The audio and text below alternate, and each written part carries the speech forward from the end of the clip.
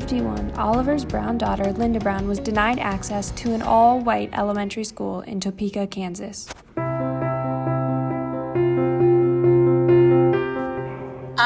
Oliver filed for a class action suit against the Board of Education.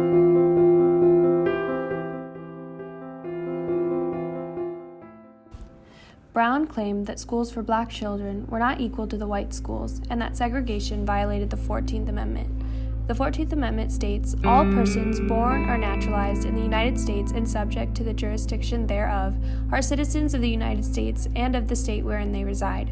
No state shall make or enforce any law which shall abridge the privileges or immunities of citizens of the United States of America."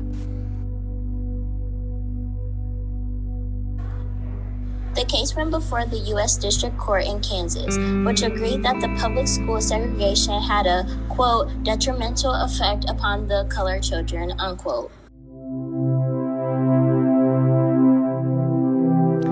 The Brown versus the Board of Education was merged with 4 other cases just like it. Briggs versus Elliott, Davis versus County School Board of Prince Edward County, Gebhardt versus Belton, and Bowling versus Sharp.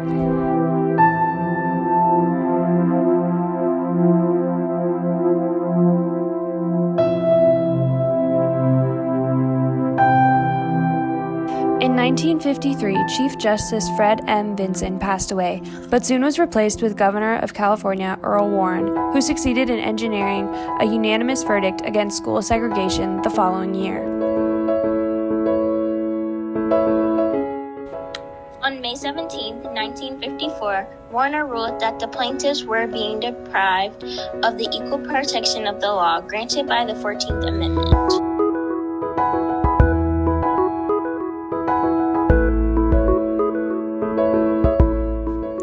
After this verdict, many state leaders were not happy about the change and decided they were going to defy it by still implementing segregation.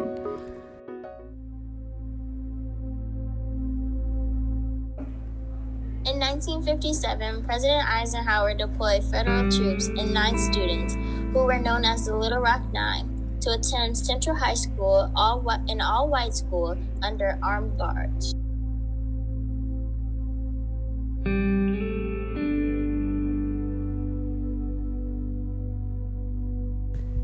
The impact of Brown versus the Board of Education was outstanding. It began with ending segregation in graduate and professional schools, which were primarily white, but was hesitant to extend the reform to educational and secondary schools, which had embedded segregation into Southern education and deeply in the Southern culture.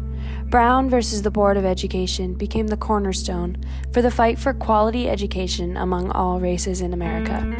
The white population found ways to avoid the end of segregation, such as literacy tests, higher financial commitments, and so forth. What Brown had desired for his daughter soon contributed to the fight for civil rights. Many argue that Brown versus the Board of Education failed to achieve its primary goal, explaining that many minorities still have lower quality education than the white majority today. Others emphasize that while Brown was the first to secure legal action, the social change is something that the education and the United States society is still transitioning through today. Nonetheless, Brown versus the Board of Education declared that, quote, separate but equal, unquote, was not in fact equal. This fueled the growing civil rights movement in the United States of America as it spread beyond the walls of education.